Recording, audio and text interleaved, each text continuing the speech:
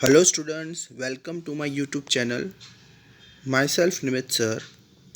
और आज हम करने वाले हैं न्यू टॉपिक सेंट्रल बैंक, जो हमारे इकोनॉमिक्स का चैप्टर नंबर 4 का टॉपिक है। सेंट्रल बैंक क्या होता है मैं आपको आज पढ़ाऊँगा। सेंट्रल बैंक का मतलब होता है reserve bank of India, RBI।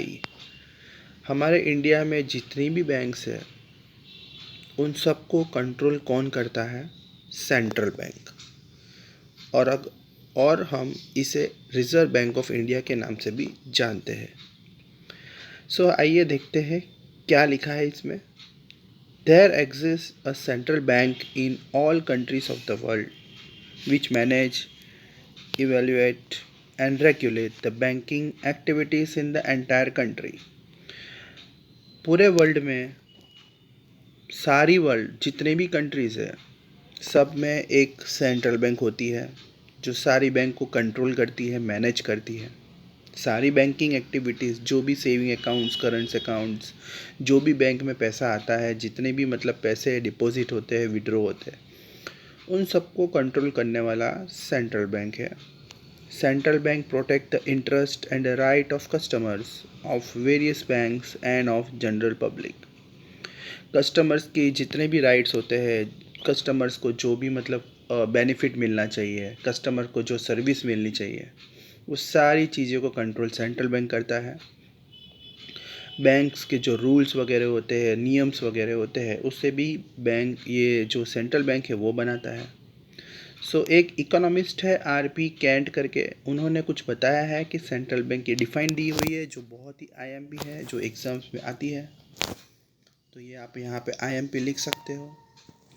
तो the institution charge with the responsibility of managing the expansion and contraction of the volume of money in the interest of the general public welfare। लोगों की welfare के लिए government ने एक ऐसी संस्था बनाई है, एक ऐसी इंस्टीट्यूशन बनाई है जो मार्केट में पैसे के सप्लाई को बढ़ाती है और घटाती है। एक्सपांसन एंड कॉन्ट्रैक्शन का मतलब होता है, जब मार्केट में मंदी आती है तो लोगों को लोन प्रोवाइड किया जाता है जो सेंट्रल बैंक देती है, और मार्केट में जब ज़्यादा पैसा आ जाता है तो उसे कॉन्ट्रैक्ट कर देती है, कम कर देती है। मतलब मार्केट में लोन प्रोवाइड करना, मार्केट में कम लोन प्रोवाइड करना, ये सारी चीज़ों का जो भी मतलब डिसीज़न होता है वो सेंट्रल बैंक लेती है। Central bank is the main apex bank. Apex का मतलब होता है सुप्रीम, ग्रेट, महान, सबसे बड़ी बैंक है। सेंट्रल बैंक को हम लोग एपेक्स बैंक बोलते हैं। whose function is to aid, regulate and promote the entire money market। जितने भी मार्केट में पैसे का फ्लो हो रहा है, जितना भी पैसा का लेन देन हो रहा है, वो सारा का कंट्रोल सेंट्रल बैंक ही करती है। Mobilization of money has several macroeconomic implications which impact economic growth and development of nations। The responsibility of regulating money transaction in a country and maintaining the value of country rests with the central bank। यहाँ पे ये बताया गया है कि money का जो mobilisation होता है, मनी का जो अरेंजमेंट होता है, पैसे की व्यवस्था करना, मार्केट में अगर पैसा कम है तो उसकी व्यवस्था करके उसको अरेंज करके लोगों में डिस्ट्रीब्यूट करना, जिससे कंट्री का डेवलपमेंट हो। क्योंकि जो भी बंदे होते हैं, जो भी इंसान होते हैं, सबके पास पैसा नहीं होता। बिज़नेस स्टार्ट करने के लिए पैसे की ज़रूरत होती है, तो उससे उन लोगों को, उन नीडी पर्सन्स को पैसा प्रोवाइड करवाते हैं।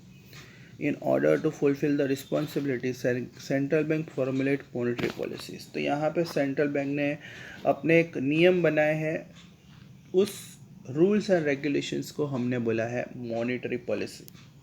तो ये क्या है देखते हैं। सबसे पहले हम RBI के बारे में जान लेते हैं, जो सेंट्रल बैंक है हमारी, रिज़र्व बैंक ऑफ इंडिया। देखिए यहाँ पे लिखा है, सेंट्रल बैंक को एक और नाम से जाना जाता है, सेंट्रल बैंक को रिज़र्व बैंक ऑफ इंडिया के नाम से जाना जाता है। अंडर द RBI एक्ट 1934, 1934 में रिज़र्व बैंक ऑफ इंडिया का जो एक लॉ बना था जिसमें ये बताया था कि आरबीआई जो इस्टेब्लिश हुई थी 1944 में डिसीज़न लिया गया था कि हम हमारे देश में एक ऐसी सेंट्रल बैंक बनाएंगे जो सारी बैंकों को कंट्रोल करेगी। तो अप्रैल 1935 को ये इस्टेब्लिश हुआ थी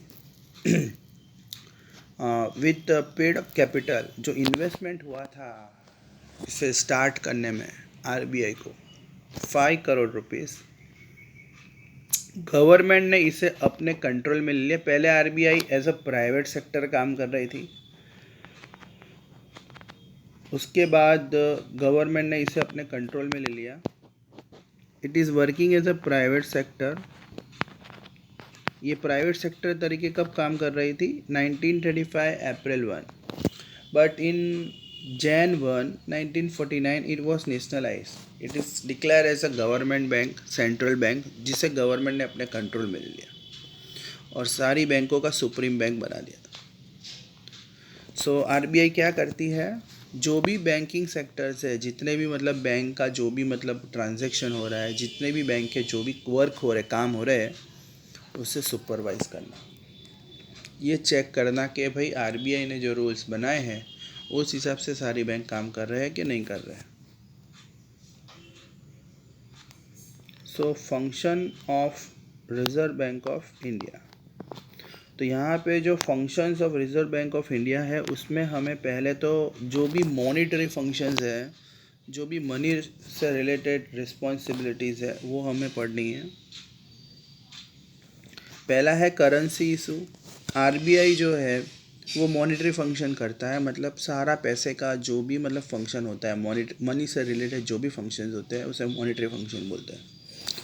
तो आरबीआई जो है उसके पास एक राइट है, रिज़र्व बैंक ऑफ इंडिया जो है वो करेंसी को मतलब प्रिंट करता है, करेंसी को छापता है, starting from ₹2 and above.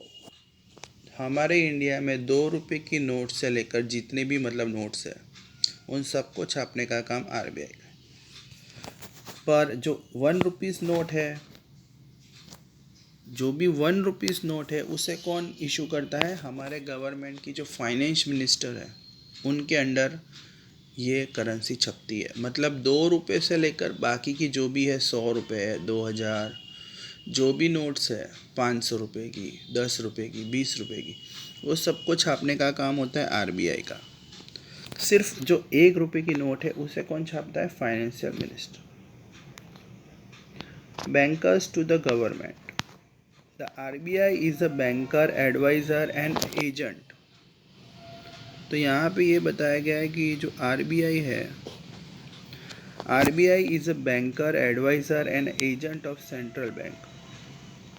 RBI जो है जितनी भी बैंक्स है उनका तो एजेंट है ही, पर सेंट्रल गवर्नमेंट और स्टेट गवर्नमेंट के जितने भी अकाउंट्स होते हैं, गवर्नमेंट की जितनी भी सिक्योरिटीज़ होती है उन सब को मैनेज करता है।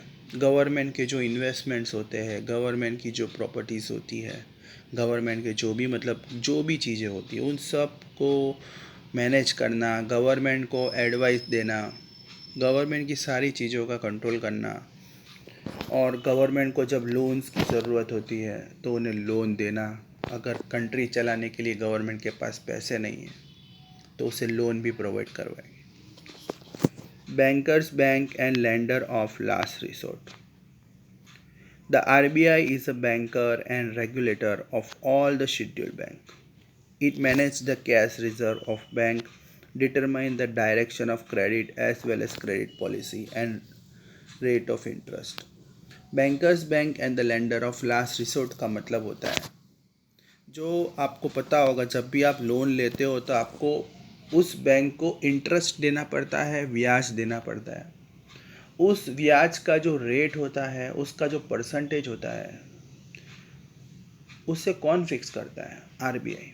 जैसे अगर फॉर एग्ज़ाम्पल मैंने बैंक से 10 लाख रुपए लोन पे लिए तो मुझे अराउंड 12 से 13% साल का उसको चुकाना पड़ेगा ब्याज। वो जो परसेंटेज है उससे फिक्स करेगा आरबीआई। कैश रिज़र्व का मतलब होता है कि भाई बैंक में अगर पैसे आते हैं तो बैंक को उसका थोड़ा परसेंटेज अपने पास रखना पड़ता है, बाकी का लोन देना पड़ता है। जो मैंने आपको क्रेडिट क्रिएशन में बताया था लास्ट, मैंने आपको बताया था कि बैंक के पास अगर पैसे आते हैं तो अराउंड 20% बैंक अपने पास रखेगा सेफ में, क्योंकि बैंक को कैश की ज़रूरत पड़ेगी। कोई बंदा अगर पैसे निकालने आएगा, किसी को चाहिएगा, तो बैंक के पास उतना सफिशिएंट अमाउंट होना चाहिए। बाकी का जो 80% होगा बैंक दूसरों को लोन दे देगा, क्योंकि बैंक को भी तो प्रॉफिट कमाना है।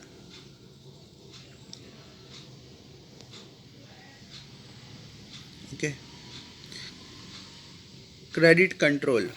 RBI control the process of credit creation and money supply. Market में कितना मनी का सप्लाई होना चाहिए, कितने को लोन देना है, कितने को लोन नहीं देना है, ये सब का कंट्रोल भी आरबीआई ही करता है। Custodian of foreign exchange reserve. The RBI has the responsibility of maintaining the value of rupee. हमारे इंडिया में जितने भी करेंसी का फ्लो होता है, जैसे आपको पता होगा डॉलर्स, रुपीज़ को डॉलर्स में कन्वर्ट करवाते हैं, पाउंड्स में कन्वर्ट करवाते हैं, तो हमारे पास हमारे कंट्री में भी मतलब बाहर की करेंसीज आती है, तो कितनी करेंसीज को कन्वर्ट करना है, मतलब डॉलर्स में, पाउंड्स में, यूरोस में, ये सब का भी मतलब फिक्स करता है। जैसे आपको पता होगा $1 का भाव इतना है, 68 है, 70 है, तो उस चीज़ को कंट्रोल जो करेंसी को कन्वर्ट करने वाला है उसे भी मतलब आरबीआई करता है।